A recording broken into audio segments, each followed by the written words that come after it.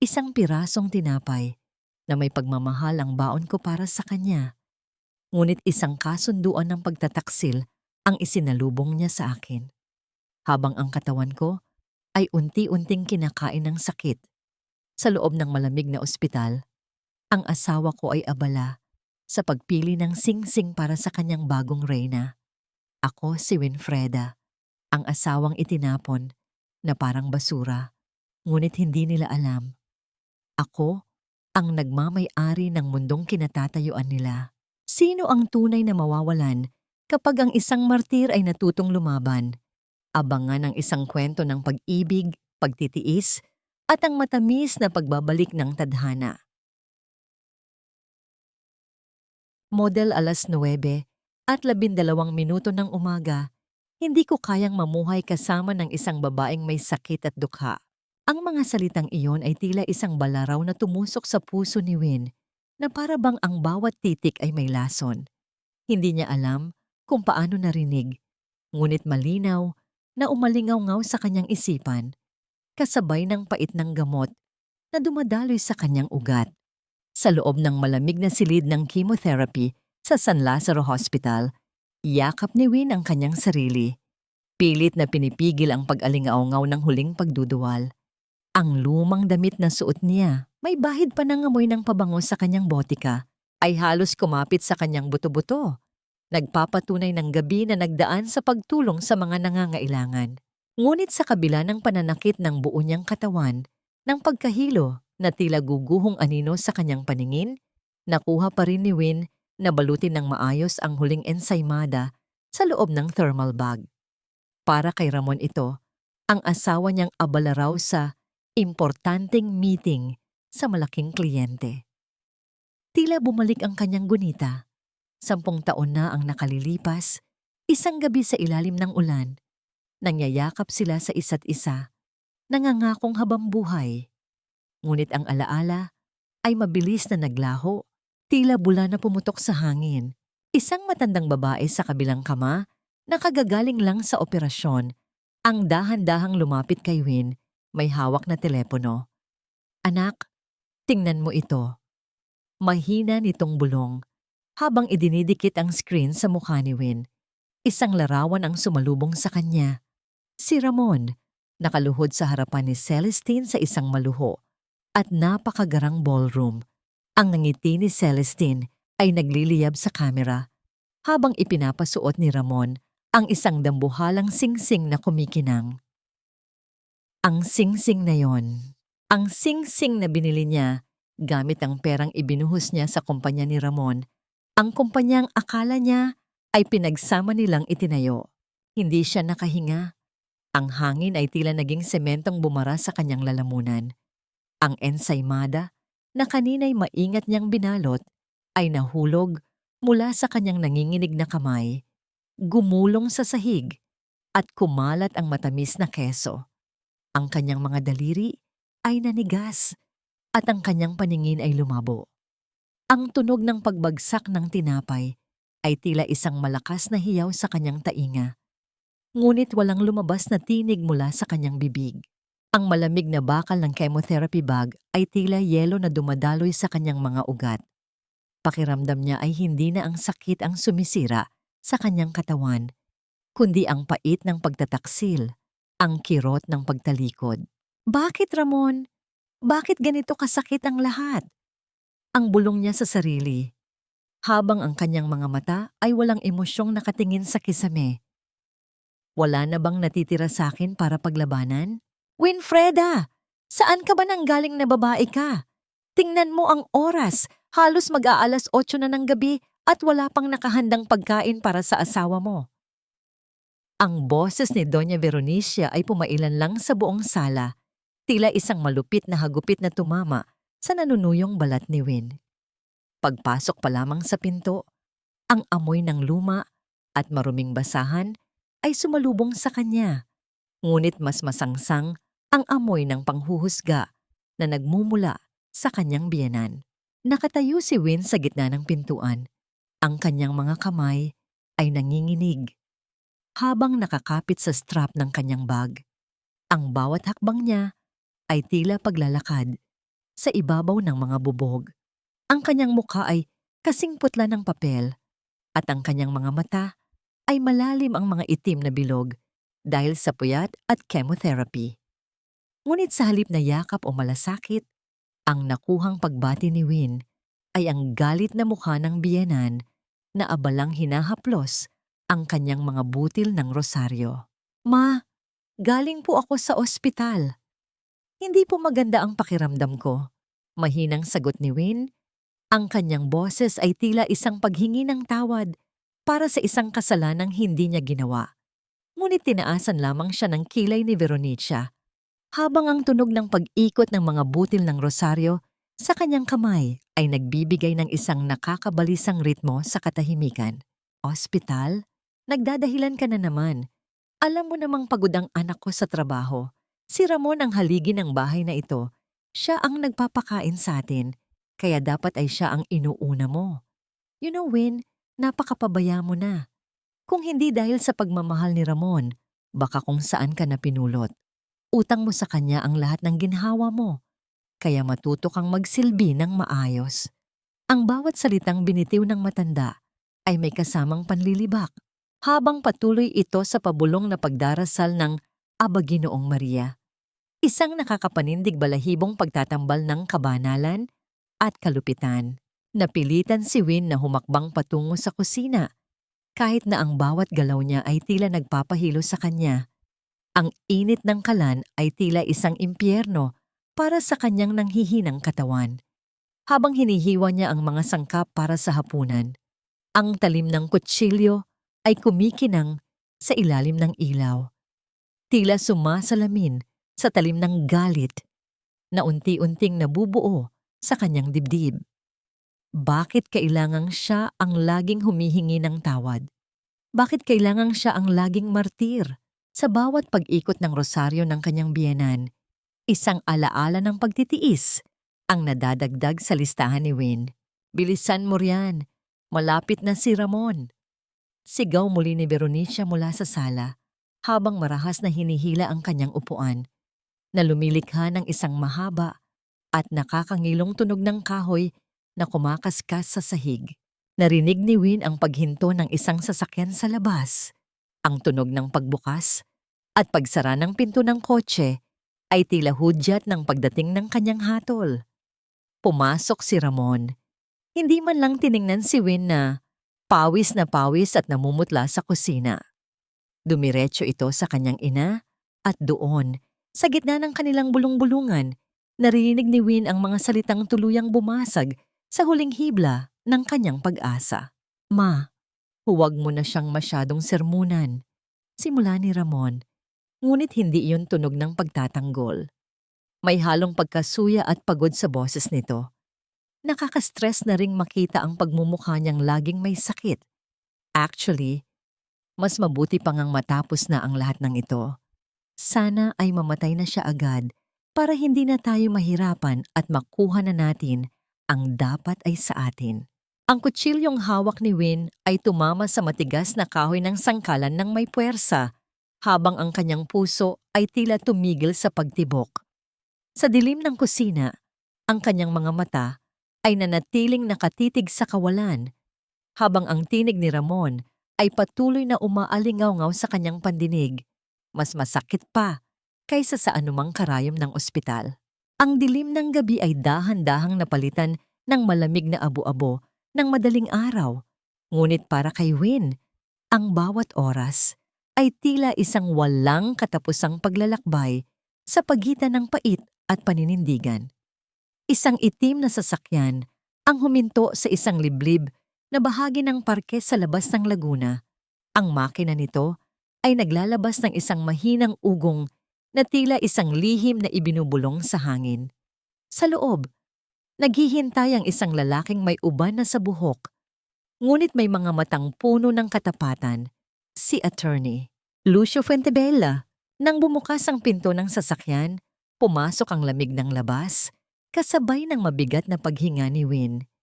Hindi siya ang babaeng kanina lang ay binaliwala sa sariling kusina. May iba ng kislap sa kanyang mga mata. Isang kislap na matagal niyang itinago sa likod ng kanyang mga sakripisyo. Attorney Lucio, ang mahina niyang bati, ngunit ang tinig niya ay may bigat ng isang reynang nagbabalik sa kanyang trono. Ma'am Winfreda, matagal ko nang hinihintay ang sandaling ito. Sagot ng abogado. Ang boses nito ay puno ng respeto. Handa na ang lahat ng dokumento. Ang Santos Meridian Holdings ay nananatiling matatag sa ilalim ng iyong pangalan. Ngunit, kumusta ang iyong kalusugan? Napatingin si Win sa labas, sa mga puno na sumasayaw sa ilalim ng malabong liwanag ng buwan. Tila bumalik ang kanyang gunita sa huling sandali ng kanyang ama. Sa kanyang higaan, hinawakan ng matanda ang kanyang kamay at pinangako sa kanya na ang tunay na kapangyarihan ay hindi matatagpuan sa yaman, kundi sa kakayahang magmahal ng tapat. Ngunit sa bawat saksak ng chemotherapy, sa bawat pangungutya ni Ramon, napagtanto ni Win na ang kanyang katapatan ay naging kulungan niya. Dahan-dahang kinuha ni Win mula sa kanyang bag ang isang puting panyo. Sa gilid nito ay may burda ng gintong mga titik na S. Ang sagisag ng Santos Meridian na kanyang pinamumunuan ng lihim. Gamit ang panyong yon, pinunasan niya ang isang butil ng luha na nagnanais kumawala. Hindi dahil sa sakit, kundi dahil sa pagkilala sa kanyang tunay na pagkatao. Ang bawat hibla ng tela ay tila nagpapaalala sa kanya na siya ay hindi lamang isang asawang itinapon, kundi ang pundasyong nagpapatayo sa mundong tinatapakan ng kanyang asawa. Ilang taon kong hinayaan na maniwala si Ramon na siya ang bida sa kwentong ito, Attorney Lucio.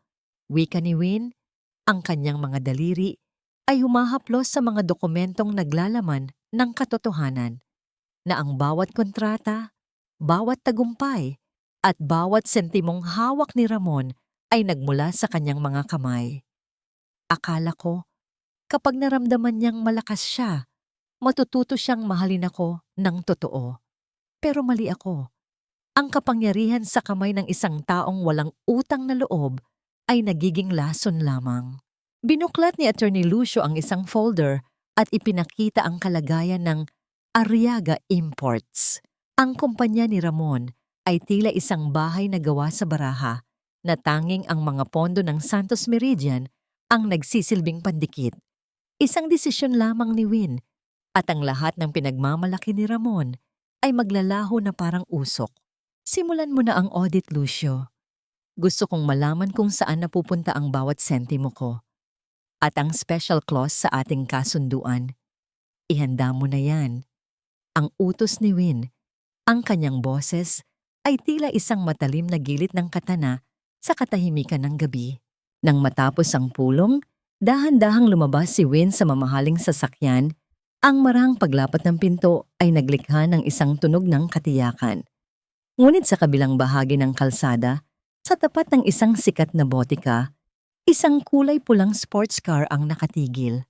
Bumaba ang bintana nito at doon, ang mga mata ni Celestine ay nanlaki sa gulat habang nakatingin sa babaeng akala niya ay isang dukhang naghihingalo na lamang. Nanigas si Win sa kanyang kinatatayuan. Ang hangin ay tila tumigil sa pag-ihip, habang ang titig ng kanyang karibal ay tila naghahanap ng kasagutan sa isang tanong na hindi pa nito kayang tanggapin.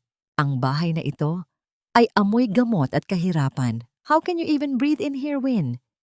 Ang boses ni Celestine ay tila isang malakas na sampal na bumasag sa katahimikan ng sala. Nakatayo siya sa gitna ng silid, nakasuot ng isang pulang-pulang damit na tila isang sugat sa gitna ng kupas at malungkot na paligid ng tahanan ni Win. Ang bawat hakbang ng kanyang matutulis na sapatos ay naglalabas ng isang matigas na tunog sa sahig na tila mga pako na ibinabaon sa katahimikan ng bahay. Nasa sulok si Win. Dahan-dahang tinatupi ang mga lumang polo ni Ramon. Ito ang ginagawa niya tuwing hapon. Ang pag-aalaga sa mga gamit ng asawa bilang simbolo ng kanyang pagiging martir na asawa. Ngunit ang amoy ng mamahaling pabango ni Celestine ay tila lason na sumasakal sa kanyang baga. Mas masakit pa kaysa sa usok ng mga kemikal sa ospital. Anong ginagawa mo rito? Mahinang tanong ni Win. Ang kanyang mga kamay ay pilit na pinatitigil sa panginginig. Hindi sumagot si Celestine. Sa halip ay naglabas siya ng isang maliit na piraso ng papel mula sa kanyang mamahaling bag. Inilapag niya ito sa ibabaw ng lamesang gawa sa kahoy. Ang pagdapo ng papel ay hindi lumikha ng tunog, ngunit ang bigat ng nakasulat doon ay sapat na para gumuho ang mundo ni Win. Isang tsekeng nagkakahalaga ng 5 milyong piso. I'm offering you a way out, Win. Tanggapin mo na ito at pirmahan mo na ang annulment papers. Sa kalagayan mo, kailangan mo ng pera para sa pampalibing mo, di ba? Huwag mo nang pahirapan si Ramon. He deserves to be happy with someone who is healthy and alive. Ani Celestine, ang bawat salita ay may halong panunuya at pekeng awa. Eksaktong bumukas ang pinto at pumasok si Ramon. Walang bakas ng gulat sa kanyang muka. Lumapit siya kay Celestine at humawak sa baywang nito. Tila ipinapakita kay Win kung sino na ang tunay na reyna ng kanyang buhay. Win, tanggapin mo na yan. Huwag ka nang maging makulit. You know I don't love you anymore. Ginagawa lang namin ito para hindi ka na mahirapan. Dagdag ni Ramon. Ang kanyang boses ay tila isang malupit na hatol na walang puwang para sa apela. Sa loob ng kanyang bulsa, hinawakan ni Win ang lumang pendant ng kanyang ama. Ang tanging alaala ng isang lalaking nagturo sa kanya kung paano maging matatag. Ang malamig na metal ay tila nagbigay ng kaunting lakas sa kanyang nanunuyong puso. Tinitigan niya ang kanyang asawa, ang lalaking minahal niya, higit sa kanyang sarili, at ang babaeng tila linta na sumisipsip sa kanyang kaligayahan. Isang matinding kirot ang gumuhit sa kanyang dibdib, hindi dahil sa sakit, kundi dahil sa matinding pagkapahiya na kailangang dumanas ng ganitong uri ng pagtrato sa loob ng sariling pamamahay. Ang pera ninyo ay hindi makakabili ng aking dignidad. Ang tanging nabigkas ni Win bago ang lahat ay magsimulang umikot. Ang mga anino sa silid ay tila humaba at naging itim na mga kamay na humihila sa kanya pababa. Ang huling nakita ni Win ay ang malalamig na mata ni Ramon at ang mapang-aping ngiti ni Celestine. Ang kanyang katawan ay dahan-dahang sumuko. Ang pagbagsak niya sa malamig na sahig ay nagdulot ng isang mapurol na tunog ng laman na tumama sa semento. Ngunit imbes na tulong, ang narinig na lamang niya bago tuluyang magdilim ang lahat ay ang tunog ng pag-alis ng dalawa at ang marahas na paghampas ng pinto na tila nagsasabing siya ay wala ng halaga.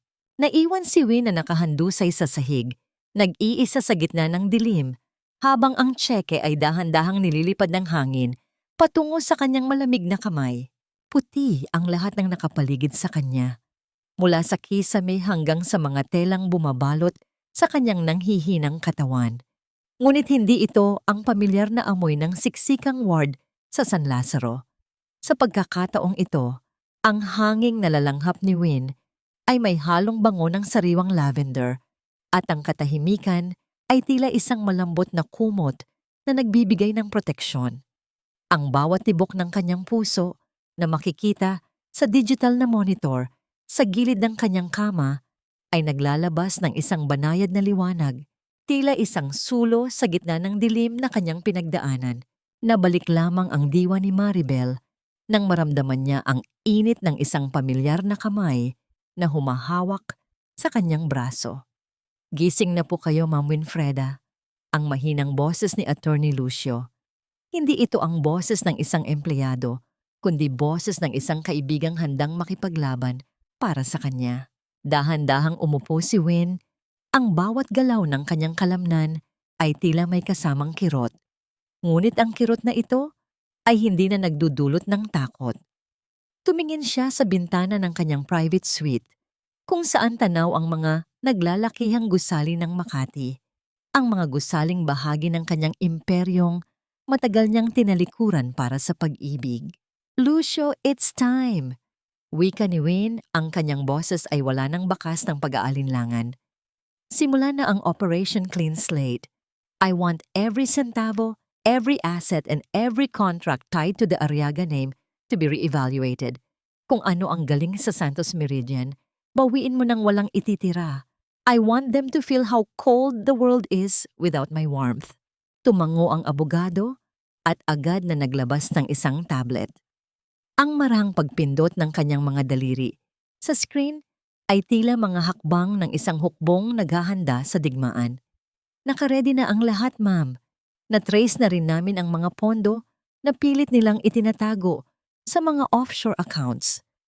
In a few hours, magsisimula ng gumuho ang pundasyong inaasahan nila.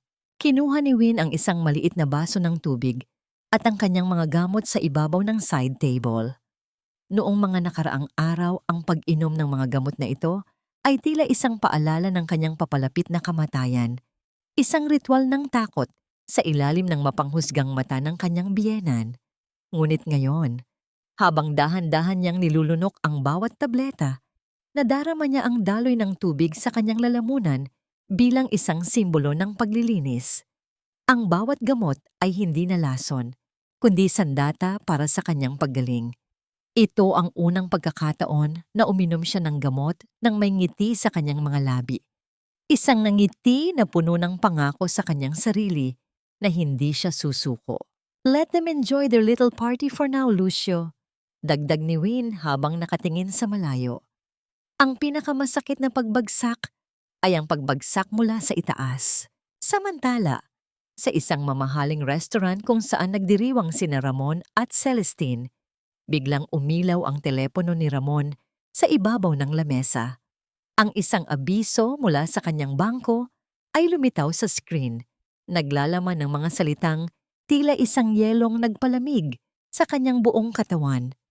Your corporate and personal accounts have been frozen due to security audits and violation of investment terms. Nabitawan ni Ramon ang kanyang baso ng alak. Ang likido ay kumalat sa maputing tela ng lamesa, tila isang mantsa na hindi na mabubura kailanman. Winfreda, huwag mo akong paikutin sa mga drama mo. Alam ko na ikaw ang may gawa nito. Ang boses ni Doña Veronicia ay pumutok sa loob ng tahimik na hospital suite, tila isang lason na kumalat sa malinis na hangin. Hindi tulad ng dati. Wala siyang dalang-dalangin o rosaryo. Ang kanyang mga mata ay nanlilisik sa galit, habang ang kanyang mamahaling bestido ay tila lukot-lukot dahil sa pagmamadali. Ang bawat paghakbang niya sa makintab na sahig ay nagdadala ng bigat ng kanyang desperasyon. Isang desperasyon na dulot ng katotohanang ang mga credit card ni Ramon ay hindi na tinanggap sa gitna ng isang mahalagang transaksyon. Nakatitig lamang si Win sa kanyang biyenan habang dahan-dahang inilalagay ang isang tasang porselana sa ibabaw ng lamesang kahoy. Walang narinig na tunog sa paglapat ng tasa, tila ang buong silid ay sumusunod sa kapayapaan ng kanyang kalooban. Noong mga nakaraang buwan, ang boses na ito ay sapat na para manginig ang kanyang buong katawan. Ngunit ngayon, ang bawat sigaw ni Veronicia ay tila isang malabong ingay na lamang mula sa malayo. Maupo muna kayo, ma. Pinahanda ko ang tsaa na paborito ninyo, ang Earl Grey na may kaunting honey. Mahinang wika ni Win, ang kanyang boses ay malamig at paatag. Tila isang lawa na walang anumang alon. Tumingin siya ng diretso sa mga mata ng biyenan, isang titig na hindi na kumukurap sa takot, kundi isang titig na nagmamasid sa pagkabulok ng isang karakter. Huwag mo akong mamama! Bakit nag-freeze ang accounts ni Ramon? Pinahiya mo ang anak ko sa harap ng maraming tao. We were about to pay the down payment for the Tagaytay expansion, and suddenly, everything was declined. Iutos mo sa bangko na ibalik ang access namin ngayon din. Sigaw ni Veronicia, ang kanyang muka ay namumula na sa galit habang ang kanyang mga kamay ay pilit na humahawak sa gilid ng upuan para hindi mabuwal. Dahan-dahang itinaas ni Win ang kanyang tasa at humigop ng tsaa. Ang init ng likido ay nagbigay ng ginhawa sa kanyang lalamunan. Isang matinding kaibahan sa malamig na puot na nararamdaman niya para sa babaeng nasa kanyang harapan. Ang pera na ginagamit ninyo para sa inyong mga luho, ma, ay hindi kailanman naging inyo. It was always my father's money. It was always Santos Meridian's profit. Hinyaan ko kayong maglaro sa kayamanan ko dahil akala ko sapat na yon para tratuhin ninyo ako bilang pamilya. Pero nagkamali ako. Isang mapait na tawa ang kumawala sa mga labi ni Veronica. Isang tunog na puno ng pangungutya at kawalang hiyaan. Pamilya, akala mo ba ay tatanggapin ka namin dahil sa pera mo? You were just a source of funds, Win. Isang kasangkapan para umangat ang pangalan ng mga Arriaga. At kung sa tingin mo ay matatalo mo kami dahil lang sa pag-freeze ng accounts, nagkakamali ka. Marami pa akong baraha. Huminto ang matanda. Tila nalunod sa sariling galit bago muling nagsalita ng may mapanganib na bulong. Akala mo ba ay ngayon lang ako kumuha sa'yo? Noong mamatay ang tatay mo, hindi mo alam na ako ang unang nakialam sa mga dokumento ng iyong inheritance. Nakuha ko na ang malaking bahagi ng kayamanan mo noon pa man at wala kang magagawa para bawiin yon. Ang tasang hawak ni Win ay bahagyang nayanig sa loob ng platito nito. Hindi dahil sa takot, kundi dahil sa matinding gulat sa pag-amin ng kanyang biyenan. Ang katahimikan sa silid ay naging mabigat, tila isang bagyong nagbabadyang sumabog, habang ang katotohanan ng mahabang panahon ng pagnanakaw ay unti-unting nagliliwanag sa isipan ni Win. Ano ang ibig ninyong sabihin, ma? Ang tanong ni Win, ang kanyang tinig, ay tila isang babala ng paparating na paghatol. Ito na ang huling pag-asa natin, Ramon. Kapag naibenta natin ang mansion na ito sa Tagaytay, mababayaran natin ang initial deposit sa mga supplier at mawawala ang hinala ng mga investors. Ang boses ni Celestine ay puno ng pagmamadali habang mabilis na naglalakad patungo sa malalaking pintuang bakal ng rest house. Ang malamig na simoy ng hangin sa Tagaytay ay humahampas sa kanyang mukha. Ngunit ang apoy ng kanyang ambisyon ay mas matindi pa kaysa sa ginaw ng umaga. Kasunod niya si Ramon na tila lito at pagod. Ang kanyang mga mata ay panay ang sulyap sa kanyang telepono na hanggang ngayon ay wala pa ring signal ng pagbabalik ng kanyang mga pondo. Hawak niya ang mga susi ng mansyon. Ang mansyong akala niya ay kanyang-kanya dahil sa loob ng maraming taon, siya ang naghari-harian dito tuwing katapusan ng linggo. Piniihit ni Ramon ang susi sa trangka, ngunit hindi ito gumalaw. Tila ba ang bakal mismo ay tumatangging kilalanin ang kanyang mga kamay. Sinubukan niya muli ng may higit na puwersa, ngunit ang bawat pagpihit ay nagreresulta lamang sa isang matigas na paglaban ng mekanismo na tila nagsasabing ang nakaraan ay tuluyan ng nakalak. Bakit ayaw bumukas? I have the keys! Bulyaw ni Ramon. Ang kanyang boses ay nanginginig sa pagitan ng galit at takot. Ang marahas na paggalaw ng kanyang mga kamay sa hawakan ng pinto ay lumikha lamang ng isang mapurol na tunog ng metal na tumatama sa metal. Isang tunog ng pagkabigo. Biglang bumukas ang maliliit na pinto sa gilid at lumabas ang dalawang lalaking nakasuot ng itim na suit. Matitikas ang tindig at walang anumang emosyon sa mukha. Humarang sila sa tapat ni Ramon at Celestine, tila mga estatwang hindi matitinag. Sino kayo? Umalis kayo sa harap ko. Pag-aari ko ang bahay na ito. Sigaw ni Ramon, habang si Celestine ay nagsisimula nang maglabas ng kanyang cellphone para tumawag ng pulis. Sa kabilang bahagi ng bakuran, malayo sa kaguluhan sa tarangkahan, nakatayo si Win sa ilalim ng isang puno ng pino. Nakasuot siya ng isang manipis na puting shawl. Ang kanyang mga mata ay nakatitig sa mga bulaklak ng hydrangea na itinanim niya 3 taon na ang nakalilipas. Noong huli siyang pumunta rito, ang mga ito ay tuyot at tila malapit ng mamatay, katulad ng kanyang pag-asa sa kanyang asawa.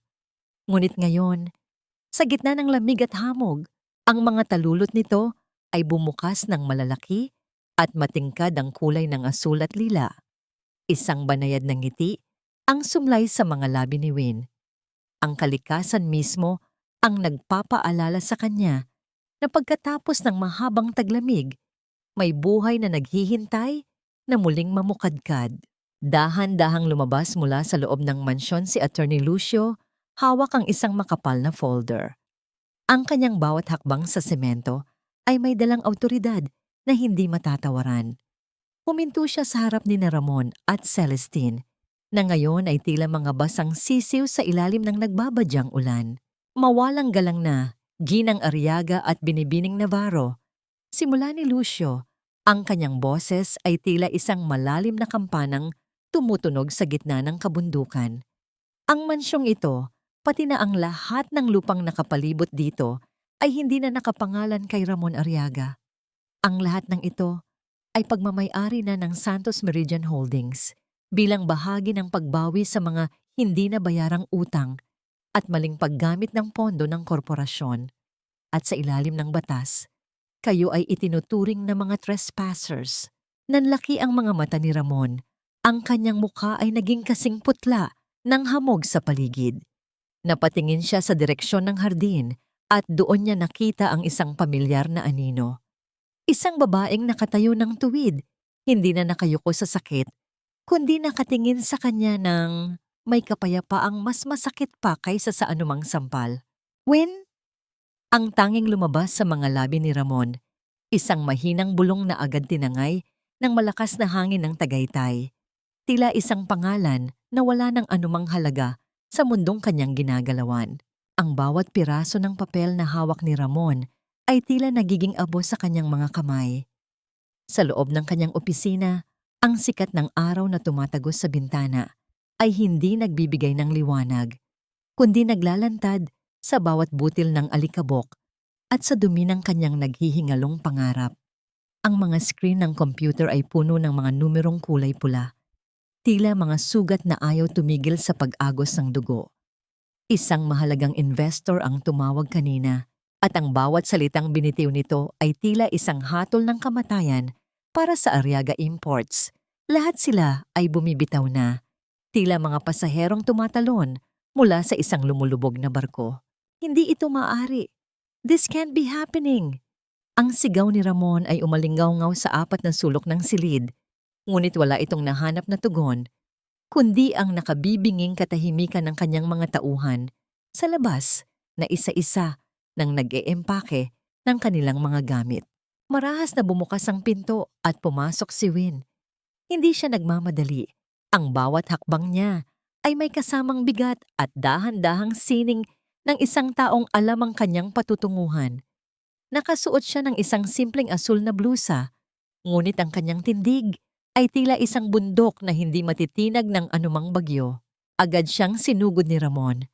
Ang mukha nito ay punong-puno ng ugat at pawis.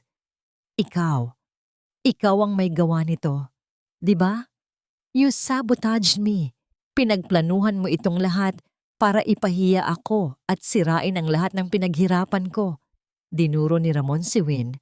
Ang kanyang daliri ay nanginginig sa harap ng mukha ng asawa, habang ang bawat hininga niya ay puno ng puot. Nanatiling tahimik si Win.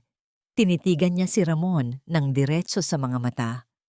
Sa sandaling iyon, tila bumagal ang takbo ng oras. Pinagmamasdan ni Wen ang lalaking minsan niyang inakala na kanyang mundo. Nakita niya ang bawat linya ng galit sa mukha nito, ang bawat laway na tumatalsik sa pagsigaw, at ang bawat kilos na puno ng kawalan ng kontrol. Sa paningin ni Win, hindi na ito ang makapangyarihang negosyante na kinatatakutan ng marami. Nakikita niya ngayon ang isang maliit na bata na nag-aalburoto dahil hindi nakuha ang gusto.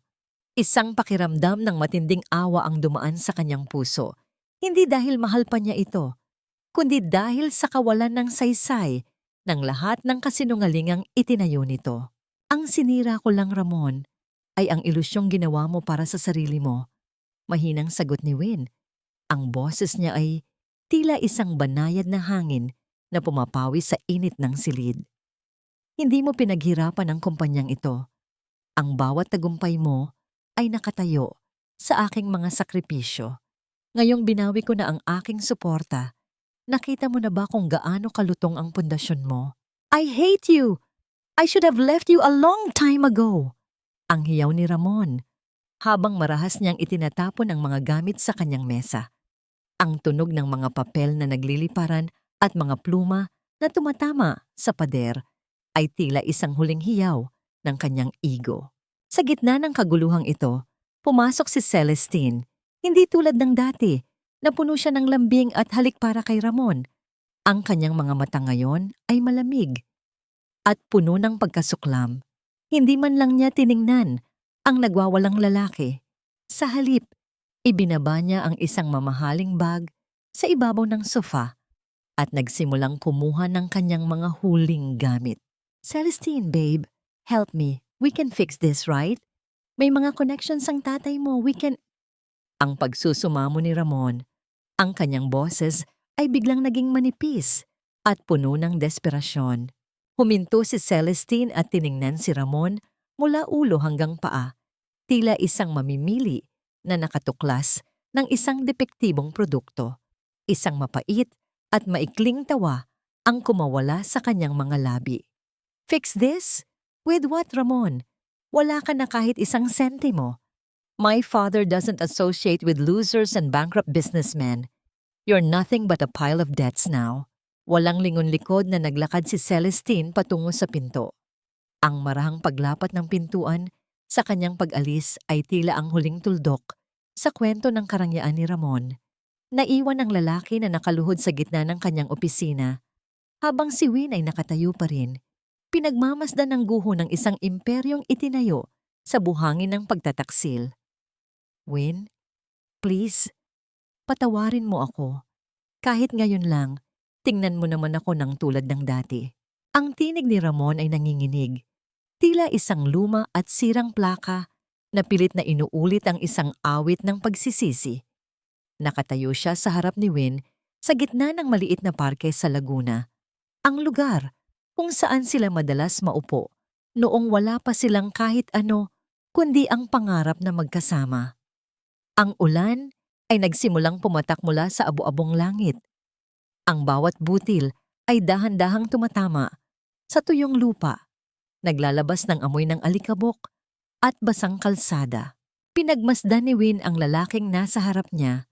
Basang-basa na ang buhok nito at ang mamahaling polo na suot nito ay nakadikit na sa kanyang katawan, tila isang balat na nais na niyang hubarin. Sa mga mata ni Ramon ay makikita ang isang uri ng desperasyon na tila humihingi ng limos ng pagmamahal. Sa isang sandali, tila bumalik ang kanyang gunita noong mga unang taon ng kanilang pagsasama.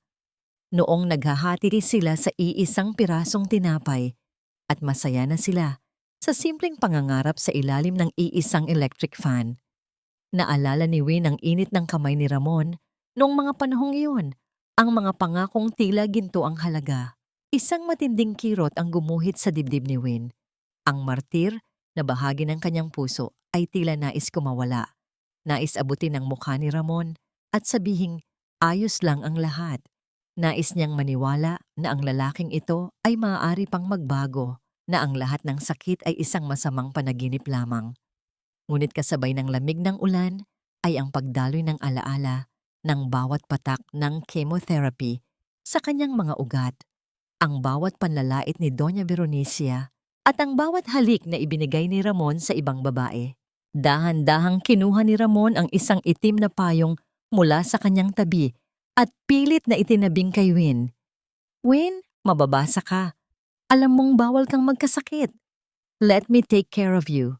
Kahit ito na lang. Tinitigan ni Win ang payong. Pagkatapos ay ang mga mata ni Ramon. Ang bawat patak ng ulan sa kanyang mukha ay humahalo sa kanyang mga luha. Ngunit ang kanyang tindig ay nananatiling matatag. Sa pagkakataong ito, ang katahimikan sa pagitan nila ay hindi na puno ng pag-asa, kundi ng isang huling pamamaalam. Salamat, Ramon. Pero natutunan ko ng mabuhay sa ilalim ng ulan ng mag-isa. Mahinang sagot ni Win. Ang kanyang boses ay tila isang malalim na buntong hininga ng kalayaan. Ang proteksyon na inaalok mo ay huli na ng 10 taon. Ang payong na hawak mo ay hindi na kayang takpan ang bagyong idinulot mo sa buhay ko. Dahan-dahang humakbang palayo si Win, Hinahayaan ng ulan na yakapin ang kanyang buong katawan. Ang bawat hakbang niya ay tila pagpunit sa mga pahina ng kanilang nakaraan. Hindi siya lumingon kahit narinig niya ang mahinang paghikbi ni Ramon sa kanyang likuran. Sa gitna ng paglalakad, naramdaman niya ang isang matigas na sobre sa loob ng kanyang bulsa, isang bagay na iniwan ni Celestine sa kanyang pintuan kanina. Nang buksan niya ito sa ilalim ng isang poste ng ilaw, ang bawat salitang nakasulat sa loob ay tila isang panibagong kidlat na tumama sa kanyang katinuan. Isang sulat mula kay Celestine na nagsasabing, "Huwag mong isiping tapos na ang lahat dahil may dalang buhay ang pagmamahalan namin ni Ramon na hindi mo kailanman kayang ibigay." Ang sobre ay dahan-dahang nalusaw sa kanyang basang kamay habang ang katanungan ay muling bumabalot sa kanyang isipan. Hanggang saan ang hangganan ng kasinungalingan ng lalaking minsan niyang tinawag na buhay? Ang bawat kislap ng mga kristal na chandelier sa itaas ng malawak na ballroom ay tila libu-libong bituin na sadyang ibinagsak mula sa langit upang saksihan ang isang mahalagang gabi. Ang halimuyak ng mga sariwang rosas at mamahaling pabango ay humahalo sa malamig na hangin ng aircon habang ang mahinang himig ng mga biolin ay tila isang banayad na bulong na naglalakbay sa pagitan ng mga piling panauhin. Ito ang gabi ng anibersaryo na ipinangako ni Win. Isang pagdiriwang na sa paningin ng marami ay simbolo ng katapatan, ngunit sa likod ng mga ngiti ay isang entablado para sa isang huling paghuhukom. Sa loob ng isang pribadong silid, nakatayo si Win sa harap ng isang dambuhalang salamin. Nakasuot siya ng isang mahabang gown na gawa sa itim na pilus na tila yakap ang kanyang katawan ng may paggalang. Ang kanyang wig na kulay kape at may malalambot na kulot ay perpektong nakalapat sa kanyang ulo, nagbibigay sa kanya ng isang anyo ng kalusugan na matagal nang ninakaw ng kanyang karamdaman. Dahan-dahan niyang kinuha mula sa isang pelus na kahon ang isang kwintas na gawa sa mga pinakamalilinis na diamante, ang huling pamana ng kanyang ama na itinago niya sa loob ng maraming taon. Ang bawat bato nito ay tila isang patak ng luhang naging kristal, kumikinang ng may matinding tapang sa ilalim ng ilaw. Habang isinusuot niya ang kwintas, tila naramdaman ni Win ang init ng kamay ng kanyang ama sa kanyang balikat. Ang tunay na yaman, Win, ay hindi kailanman nakikita sa unang tingin. Ang bulong ng alaala sa kanyang isipan. Pumasok si Attorney Lucio. Ang kanyang mukha ay seryoso, ngunit may bakas ng paghanga. "Handa na ang lahat, ma'am. Ang mga screen, ang mga dokumento, at ang mga espesyal na panauhin mula sa Santos Meridian ay nasa kani-kanilang mga pwesto na. Naghihintay na lamang sila sa iyong hudyat." Tumingin si Wayne sa sarili sa salamin sa huling pagkakataon. Naalala niya ang sulat ni Celestine tungkol sa bagong buhay na dinadala nito. Isang mapait na ngiti ang gumuhit sa kanyang mga labi. Alam niyang ito ay isa na namang patibong, isang huling pagtatangka na wasakin ang kanyang katinuan. Ngunit sa gabing ito, ang katotohanan ay hindi na magiging biktima. "Hayaan mo silang magsaya, Lucio," wika ni Win. Ang kanyang boses ay may awtoridad na tila isang matalim na espada. "Gusto kong maramdaman nila ang rurok ng kanilang tagumpay bago ko iparamdam sa kanila ang lamig ng kanilang pagbagsak." Samantala, sa labas ng ballroom, ang pagbukas ng mga dambuhalang pinto ay naglikha ng isang marahang pag-ugong ng hangin. Pumasok sina Ramon at Celestine nang may matinding pagmamalaki. Nakasuot si Ramon ng isang mamahaling puting tuxedo, habang si Celestine ay tila isang reyna sa kanyang kumikinang na damit. Ang kanyang kamay ay madalas na humahawak sa kanyang tiyan, tila ipinapakita sa lahat ang kanyang lihim. Kasunod nila si Doña Veronica na abalang nakikipag-usap sa mga kilalang tao, ipinagyayabang ang katatagan ng kanyang anak sa kabila ng mga pagsubok sa negosyo. Ang bawat mata sa ballroom ay nakatuon sa kanila. Ang marahang paguntog ng mga kristal na baso ng champagne at ang bulong ng mga sutla ay tila naging musika sa pandinig ni Ramon. Akala niya, ito na ang gabi ng kanyang muling pagsilang. Akala niya, ang lahat ng mata ay nakatingin sa kanya dahil sa kanyang kapangyarihan. Hindi nila alam, sa gitna ng dilim sa itaas ng entablado, ang ilaw ay nakahanda nang tumutok sa kaisa-isang reyna ng gabi. Ang katahimikan ay dahan-dahang bumabalot sa buong silid nang magsimulang mamatay ang mga ilaw, maliban sa isang kaisa-isang sinag na tumatama sa gitna ng hagdanan. Ang katahimikan sa loob ng ballroom ay tila isang mabigat na kumot na bumalot sa bawat panauhin nang biglang mamatay ang lahat ng ilaw. Ang tanging natitirang liwanag ay ang mula sa dambuhalang LED screen sa gitna ng entablado na nagsimulang maglabas ng isang banayad na liwanag, tila isang bintana patungo sa isa pang mundo.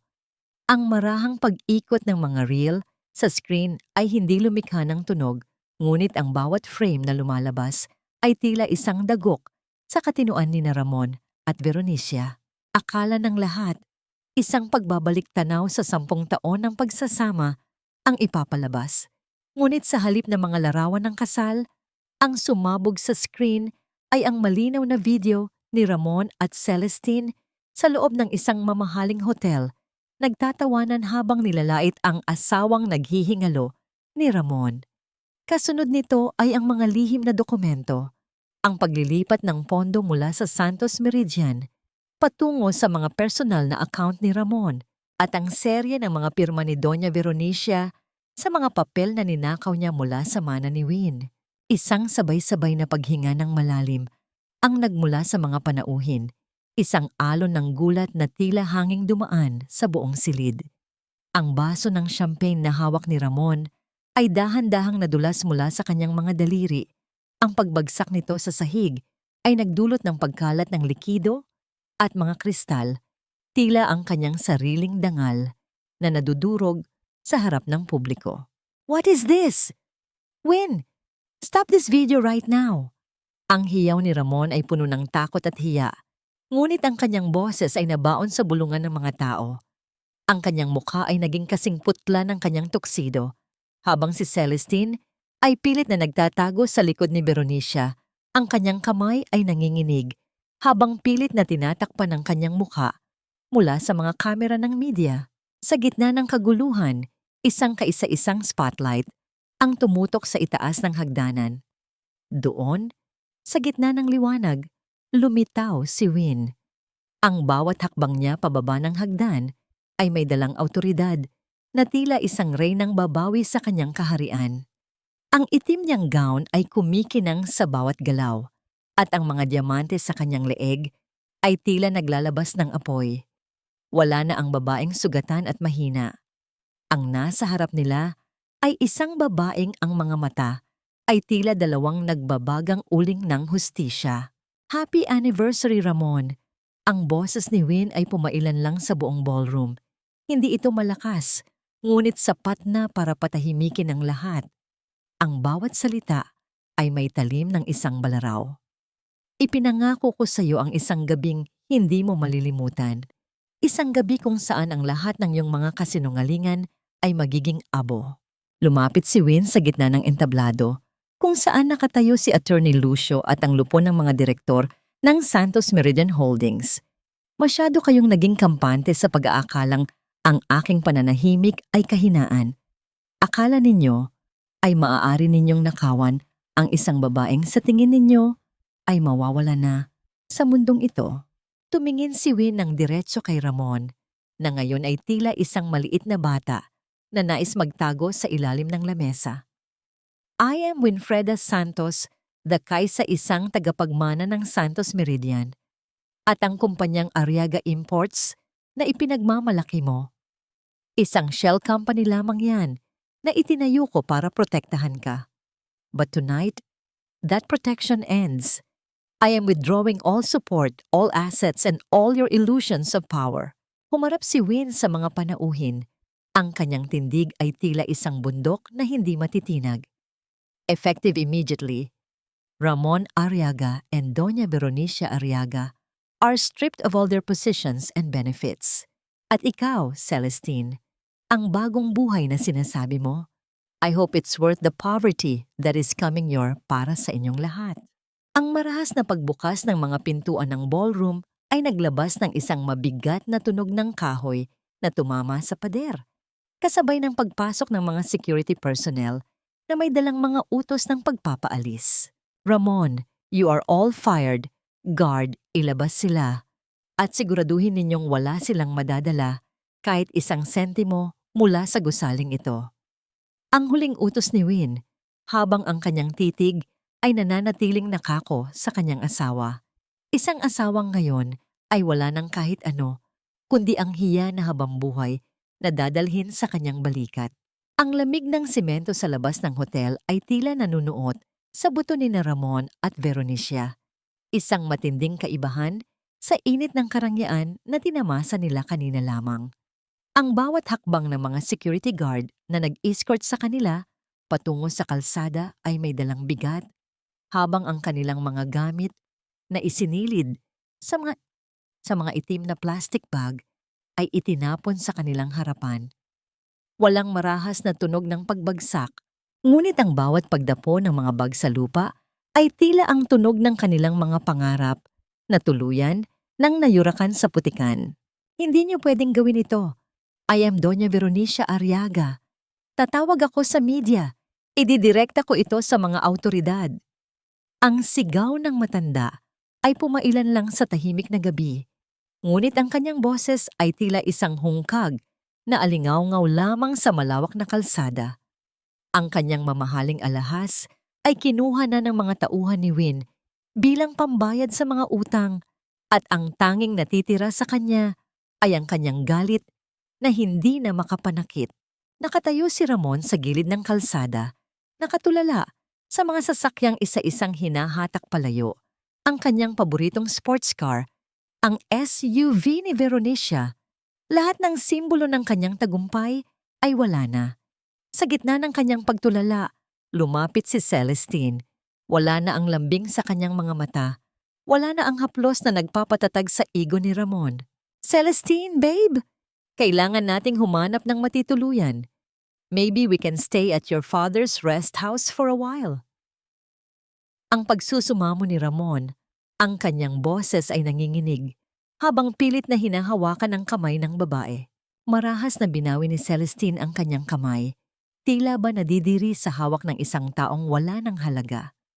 Isang mapait na tawa ang kumawala sa kanyang mga labi habang tinitingnan ang mga nagkakagulong media sa di-kalayuan. Are you out of your mind, Ramon? Look at you. You are a bankrupt criminal. My father is a politician, and I cannot afford to be associated with a loser like you. Don't ever call me again. Sumakay si Celestine sa isang itim na sasakyang kanina pa naghihintay sa kanya. Ang mabilis na pag-andar nito ay nag-iwan ng usok na humampas sa mukha ni Ramon. Tila isang huling sampal ng katotohanan. Naiwan ang mag-ina sa ilalim ng malamig na poste ng ilaw, napapaligiran ng kanilang mga basurang itinuring na kayamanan. Samantala, sa loob ng kanyang penthouse na bahagi ng Santos Meridian, nakatayo si Win sa harap ng malaking salamin sa kanyang banyo. Dahan-dahan niyang inalis ang kanyang wig, inilalantad ang kanyang ulo na wala ng buhok dahil sa matinding chemotherapy. Noong una, ang imaheng ito ay nagdudulot sa kanya ng matinding iyak at takot, tila isang simbolo ng kanyang papalapit na wakas. Ngunit sa pagkakataong ito, habang pinagmamasdan niya ang sariling refleksyon, wala siyang nararamdamang hiya. Ang kanyang balat ay tila nagliliwanag sa ilalim ng mainit na ilaw, at ang kanyang mga mata ay puno ng buhay. Ang bawat peklat, ang bawat bahagi ng kanyang katawan na nagbago dahil sa sakit, ay tila mga medalya ng isang digmaang kanyang napanalunan. Mas maganda siya ngayon kaysa noong balot siya ng mga kasinungalingan ni Ramon. I am alive, and I am free. Mahinang bulong ni Win. Ang kanyang boses ay tila isang panalangin ng pasasalamat na naglakbay sa bawat sulok ng silid. Ngunit sa kabila ng kapayapaang ito, sa isang madilim na sulok ng isang maliit na paupahan sa labas ng Maynila, Si Doña Veronicia ay hindi pa tapos. Hawak niya ang isang lumang dokumento. Ang kanyang mga mata ay nanlilisik habang nakatingin sa larawan ni Win sa dyaryo. Akala mo ba ay ganoon na lang kadali iyon, Winfreda? Kung hindi kita makukuha sa yaman, kukuha kita sa batas. May anak ka sa aking anak at hinding-hindi mo matatakasan ang obligasyon mo sa amin. Isang malademonyong pamangiti ang gumuhit sa mga labi ng matanda habang pilit na iginuguhit ang kanyang susunod na hakbang sa gitna ng kanilang kahirapan. Bawat hininga ko ngayon, pakiramdam ko ay isang regalo na hindi ko na kailanman sasayangin sa maling tao. Ang mga salitang ito ay tila isang panata na binigkas ni Win sa kanyang sarili habang dahan-dahang iminumulat ang kanyang mga mata. Ang puting kisame ng ospital ay hindi na nagpapaalala sa kanya ng kamatayan. Sa halip, ito ay tila isang malinis na papel na handa ng sulatan ng bagong simula. Wala na ang mabigat na bukol sa kanyang leeg na tila isang sumpa ng nakaraan. Ang matagumpay na operasyon ay nag-iwan ng isang manipis na peklat, isang linya ng katapangan na habambuhay niyang dadalhin ng may dangal. Ang hangin sa loob ng silid ay puno ng bango ng mga sariwang bulaklak, mga rosas, liryo at sampagwita. Hindi ito galing sa mga plastik na relasyon ng mundo ng korporasyon, kundi mula sa mga tao sa maliit na komunidad sa Laguna na kanyang pinagsilbihan sa loob ng maraming taon. Ang bawat card na nakasabit sa mga basket ay naglalaman ng mga sulat kamay na panalangin at pasasalamat. Ang marahang pagaspas ng mga kurtina sa bintana ay tila sumasabay sa pintig ng kanyang puso, na ngayon ay payapa at hindi na kinakabahan sa bawat yabag na papalapit sa kanyang pinto. Nabalik lamang ang diwa ni Win nang marinig niya ang marahang pagpihit ng doorknob.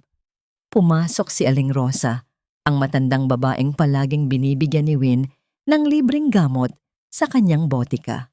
Ang mga mata ng matanda ay nangungulila at puno ng luha ng kagalakan habang dahan-dahang lumalapit sa kama.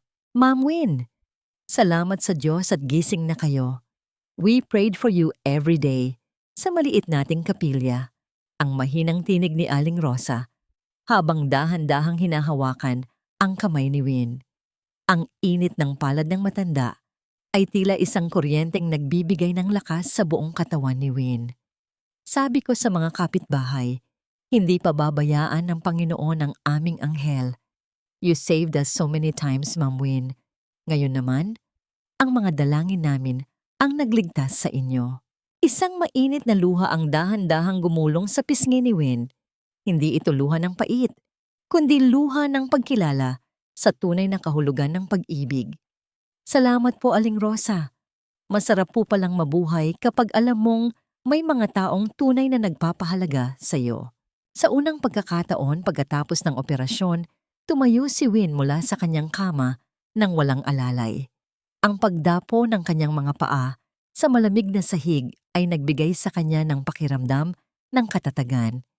Naglakad siya patungo sa bintana at tiningnan ang malawak na kalangitan.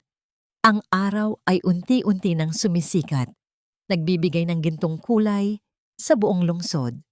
Pakiramdam niya ay muli siyang isinilang, mas matatag, mas malinaw ang paningin, at higit sa lahat, malaya sa mga tanikala ng utang na loob na pilit na ibinilibid sa kanya ni na Ramon.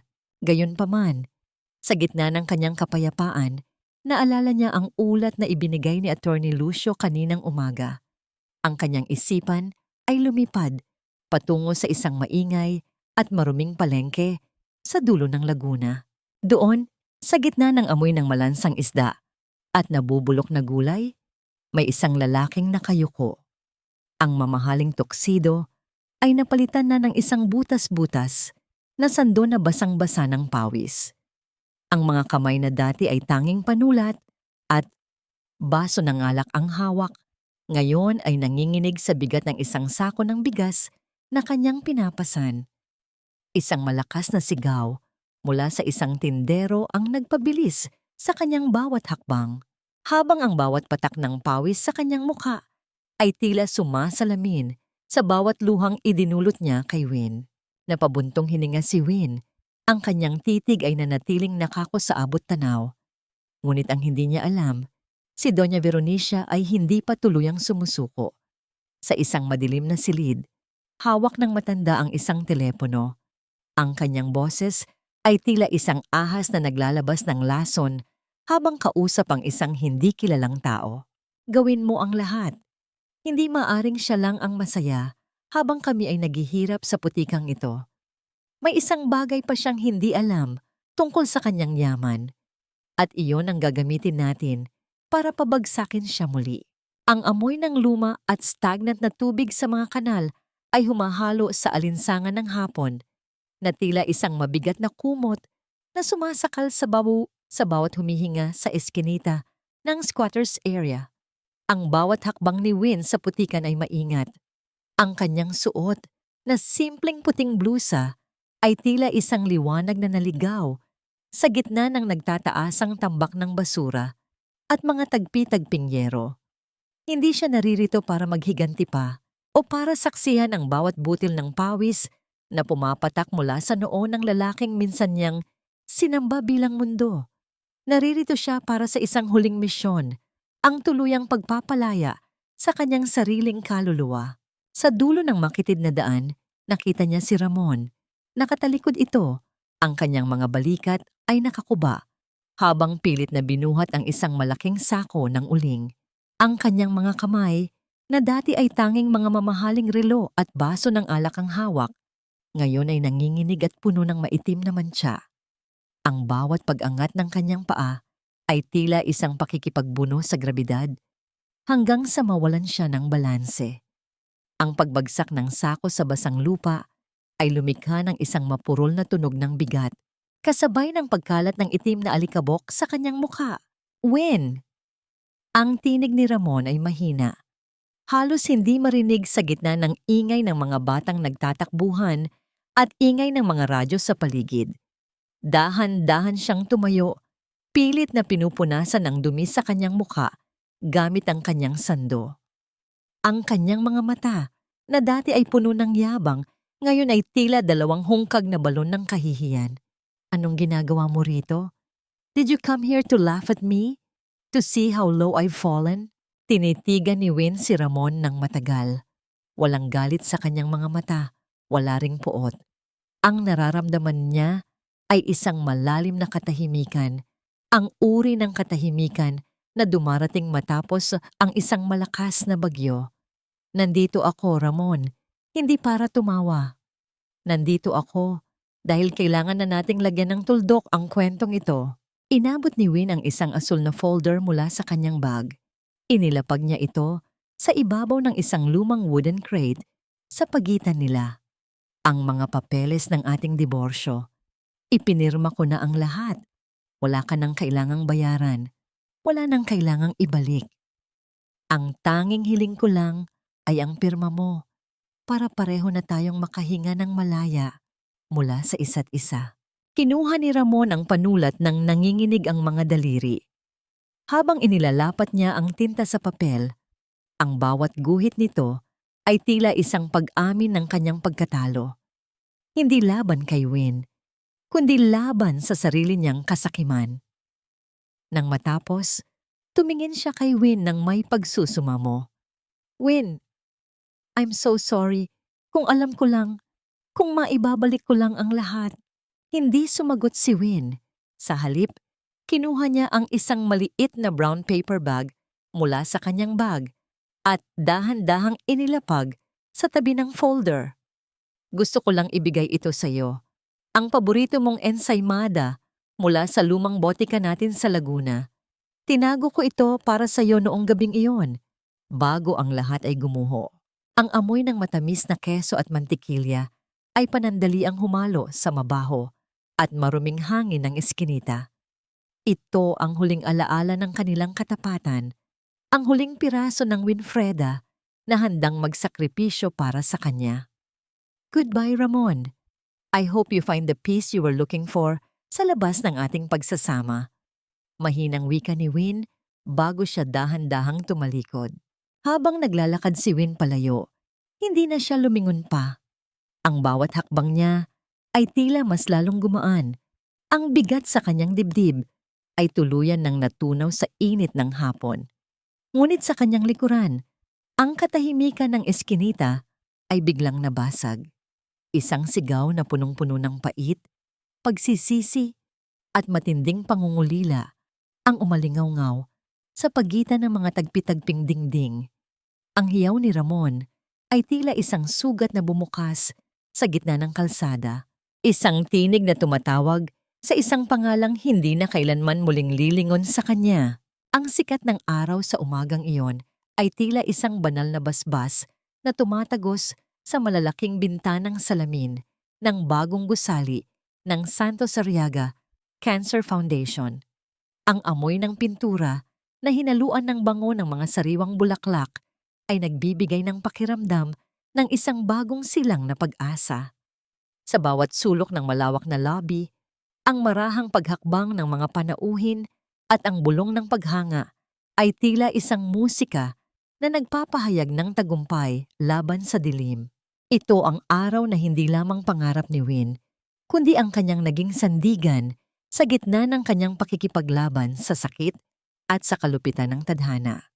Nakatayo si Win sa gitna ng entablado, nakasuot ng isang maringal na asul na gown na tila kulay ng dagat sa ilalim ng payapang langit. Ang kanyang buhok, na dati ay nawala dahil sa chemotherapy, ay unti-unti nang tumutubo, isang malambot at maingat na layer ng itim na buhok na tila isang korona ng muling pagsilang.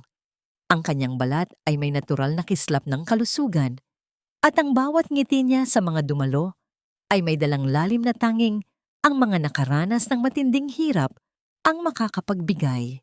Ang pundasyong ito ay hindi lamang para sa gamutan. Ang simula ni Win, ang kanyang boses ay pumailan lang sa buong bulwagan ng may katatagan at emosyon. Ang bawat salita niya ay tila isang yakap sa lahat ng mga pasyenteng nakikinig.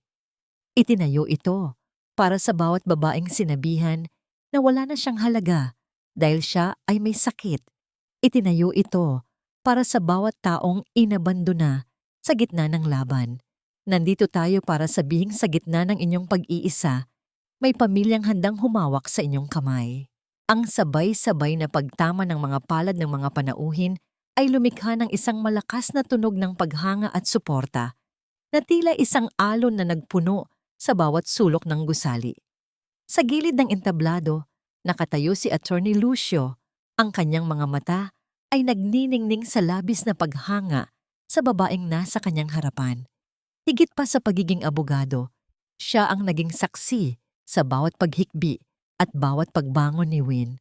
Ang marahang pagtango niya kay Win ay tila isang lihim na mensahe ng katapatan na hindi na kailangan pang bigkasin.